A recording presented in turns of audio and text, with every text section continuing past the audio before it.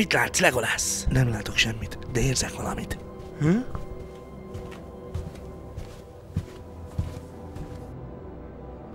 Mi van?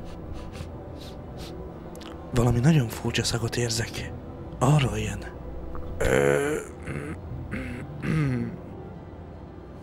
Gimli, én egyszer elmondtam neked. Kulázzál mielőtt. Nem ő az. Ez valami egészen más. Itt van a közelben.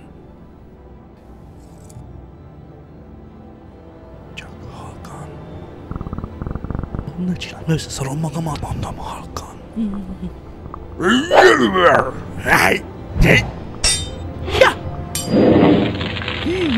Mi ez?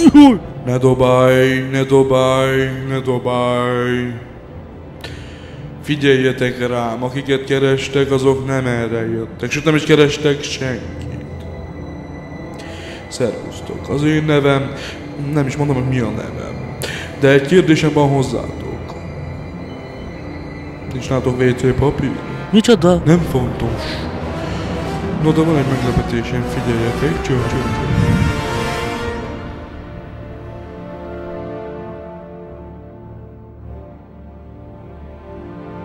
Józsi bácsi! Hű, de fehér vagy. Hagyjuk ezt a rasszizmust most. Segíteni jöttem. Mert látom, hogy nélkülem nem boldogultok. Ó, dehogy nem. Elmesélek egy történetet. Egy hegyről, Balrogról és rólam. Harcoltunk, harcolgattunk, jól éreztük magunkat, csapkodtam, ütögettem, ő fújta a tüzet, aztán rátoltam egy kicsi villámot, egy kicsit ez nem esett jól neki, aztán tüdőt szúrtam, így volt az, hogy egy kicsit megbotlott és elborult.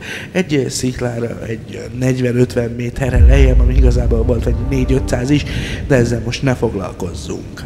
Szóval, én ott feküdtem, sőt, fetrengtem, szőttem és fetrengtem egyszerre.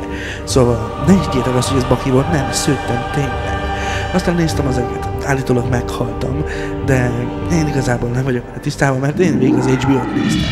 Na mindegy. Szóval, azt mondták, hogy vissza kell mennem, és hogy nagyon-nagyon-nagyon fehérnek kell lennem visszafele, mert másképpen nem engednek vissza a földre.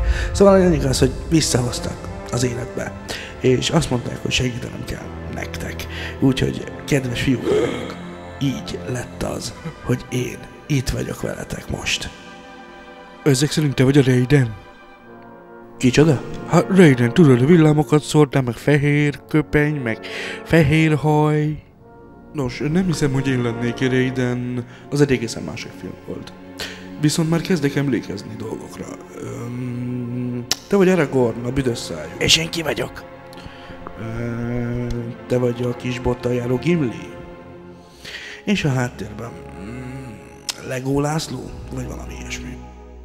És most keresünk valami kaját, míg meghalok.